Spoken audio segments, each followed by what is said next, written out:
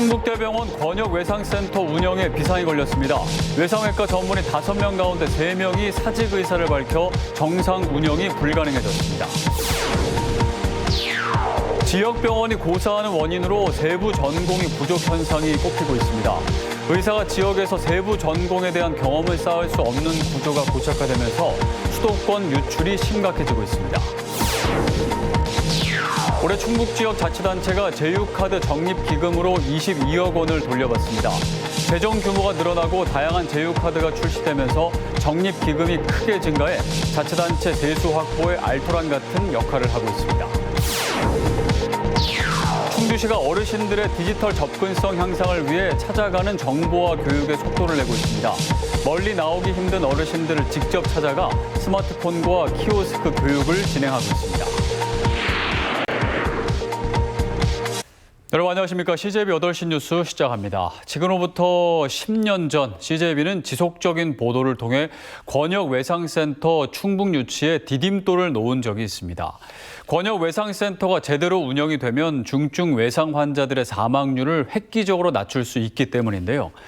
그런데 10년 만에 충북대병원 외상센터가 운영에 파행을 빚게 될 가능성이 커졌습니다. 외상외과 전문의의 줄 사직이 예고돼 있기 때문인데 가뜩이나 열악한 충북 의료 인프라의 최일선 보루가 무너지고 있다는 얘기입니다. 김세희 기자입니다. 충북에 딱 하나뿐인 충북대병원 권역외상센터. 사고나 재해로 생명이 위중한 중증 외상 환자를 전문적으로 치료하는 곳입니다. 지난해 이곳에서 치료를 받은 중증 외상 환자는 400여 명에 달합니다. 1년 365일 24시간 응급수술을 해야 하는 만큼 11명의 전담의들이 한 달에 10번씩 밤을 새워가며 의료 현장을 지키고 있기에 가능한 일이었습니다. 하지만 최근 충북대병원 권역외상센터 운영에 비상이 걸렸습니다. 복합적인 외상을 치료하는 외상외과 전문의 5명 가운데 3명이 사직 의사를 밝혔기 때문입니다. 의정 갈등이 지속되면서 외상센터를 지원하는 필수 의료과 전문의들의 여력도 부족한 상황에서 외상외과 전문의 2명만으로는 정상적인 운영이 불가능합니다. 문제는 앞으로 인력 충원도 쉽지 않다는 것입니다. 외상외과 전문의를 구하는 것이 하늘의 별 따기나 마찬가지인 상황이 돼버렸기 때문입니다. 지난해 심장내과에 이어 권역외상센터 의사들이 줄사직이 현실화되면서 충북 유일의 상급병원인 충북대병원의 진료 시스템 공백에 대한 우려가 점점 커지고 있습니다. CJB 김세희입니다. 지역의 열악한 의료 환경에서 한 가지 더 짚어봐야 하는 것이 세부 전공이 문제입니다. 과거와 달리 각 진료 과목마다 전공을 세분화하다 보니 수도권과 달리 지역 병원에서는 해당 의료진을 확보할 수 없는 겁니다. 이럴 경우 결국 수도권 병원을 찾을 수밖에 없는 상황이 돼버린 것입니다.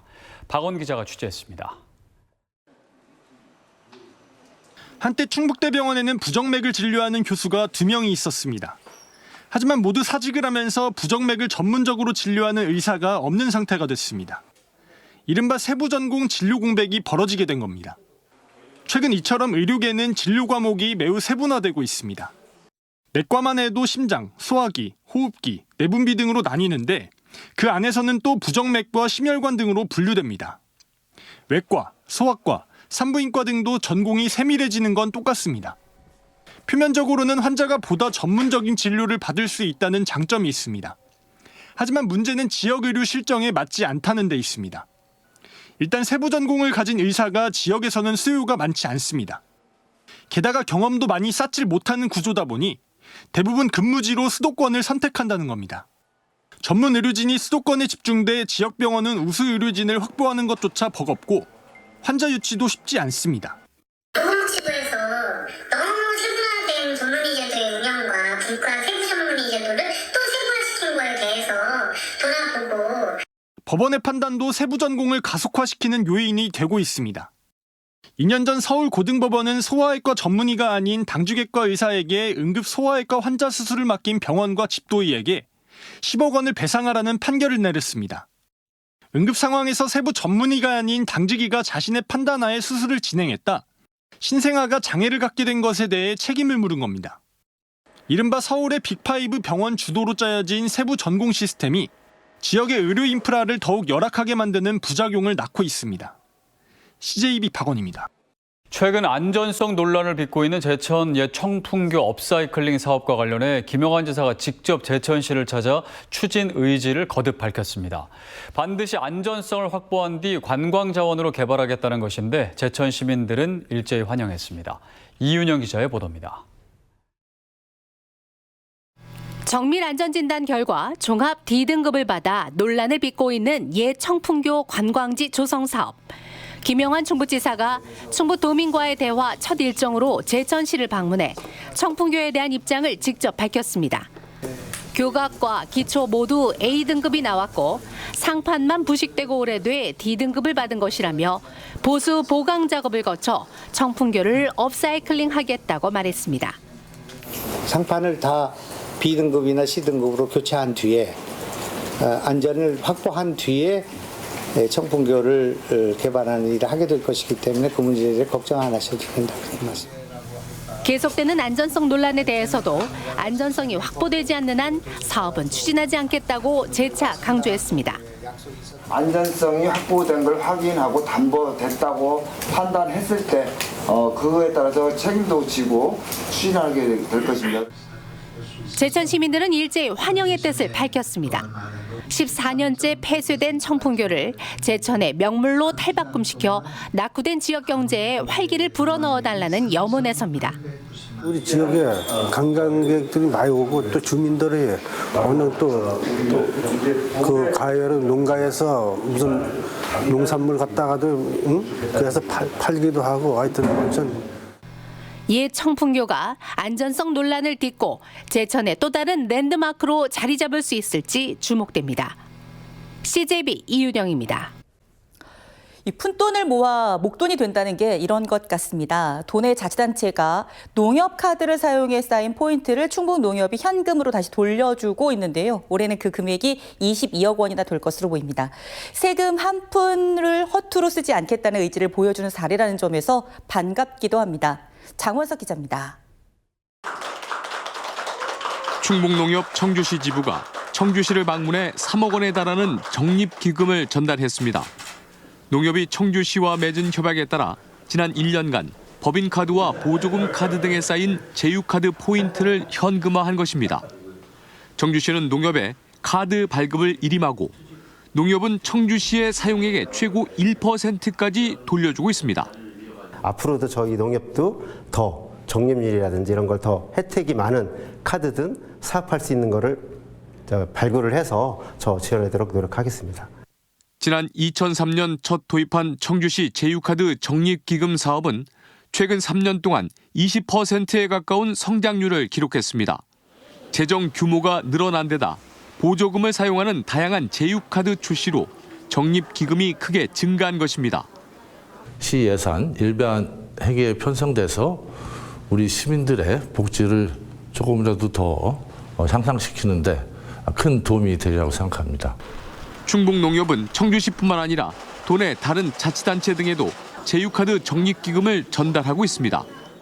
이렇게 올해는 22억 원에 가까운 예상 밖의 재원이 도내 각 자치단체에 전달될 예정입니다. 최근 2년 새 평균 12%가량 늘어난 액수입니다. 충북농협의 제휴카드 적립기금이 세수가 부족한 자치단체에게 기묘하게 쓰이는 알토란 역할을 하고 있습니다. CJB 장원석입니다. 충청북도가 3,598억 원 규모의 1회 추가 경정 예산안을 도의회에 제출했습니다. 충청북도는 이번 추경안이 중소기업 육성자금 5억 원과 여성 청년 일자리 지원 6억 원, 지역사랑 상품권 발행 지원에 10억 원 등 침체된 지역 경제 활성화에 초점을 맞췄다고 설명했습니다. 한편 일하는 바퍼 45억 원과 도리파크 골프장 조성 47억 원, 문화의 바다 공간 조성 설계비 11억 원 등 김영환 지사의 핵심 사업 예산도 다수 포함됐습니다. 1차 추경 예산안은 오늘 12일부터 열리는 도의회 424회 임시회를 거쳐 확정됩니다. 스마트폰 등 디지털 기기로 처리하는 게 나날이 많아지다 보니 그 속에서 불편함과 또 소외감을 느끼는 분들도 많이 있으실 텐데요.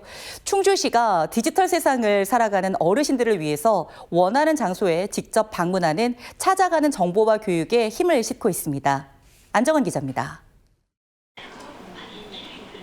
한 어르신이 금융 업무를 위해 은행을 찾았습니다.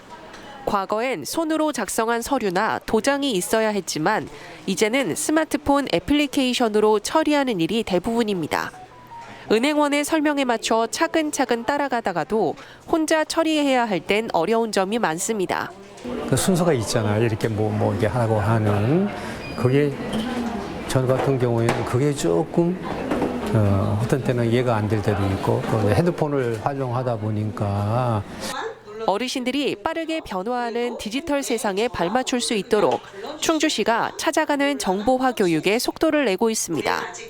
13명의 전문 강사단을 위촉해 버스 예매나 인터넷 뱅킹 등 스마트폰과 키오스크 활용 교육을 진행하는 겁니다. 올해로 8년째 멀리 나오기 힘든 어르신들을 위해 찾아간 마을은 130여 곳이 넘습니다. 어렵게 자판을 치지 않으셔도 말로 문자나 카톡을 보내는 방법 등을 배우실 수 있고 검색이라는 편리한 기능으로 쉽게 찾는 방법 등을 알려드리고 있습니다. 한 손엔 스마트폰, 다른 한 손엔 필기 도구를 쥐고 끊임없이 질문하며 배우는 어르신들. 다양한 기능을 알고 나니 즐거움이 배가 됩니다. 영상통화 같은 것도 아이들이 보내면 사용하고 그랬는데 이제는 우리가 열심히 다 배워가지고 자식들한테도 더 열심히 활용할 수 있을 것 같아서 즐거운 나날이 될 것 같습니다. 지난해 관내 전 경로당 500여 곳에 공공 와이파이를 구축하며 어르신들의 디지털 생활에 한 발 더 다가간 충주시. 찾아가는 정보화 교육은 그룹별 원하는 내용과 수준에 맞춰 진행할 예정입니다.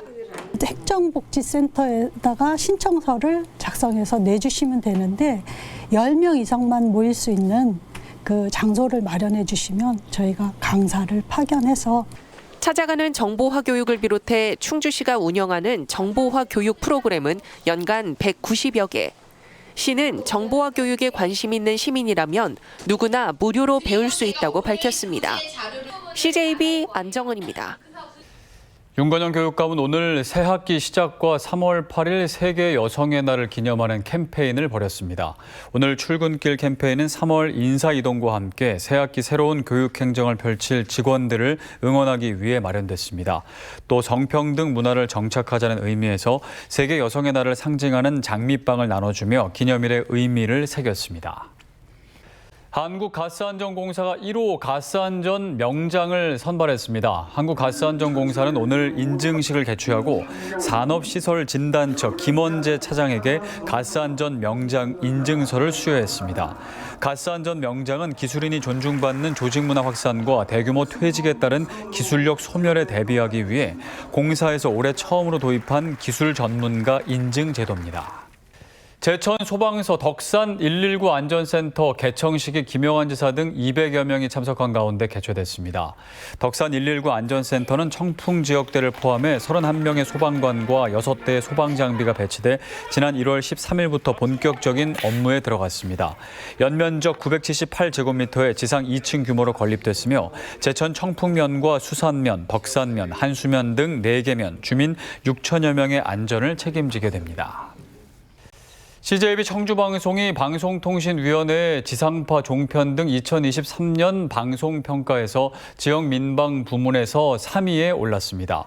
방송통신위원회 지역민방 TV 10개 채널에 대한 평가에서 CJB 청주방송은 총점 600점 만점에 491점을 받아 부산과 대전 다음으로 높은 평가를 받았습니다. 방통위는 지상파와 종편의 프로그램을 내용 편성, 운영 영역으로 평가해 재허가나 재승인 심사에 반영하고 있습니다. 청주대 내 교육 환경을 대대적으로 개선하기 위해 총 1,200억 원을 투자한다고 밝혔습니다.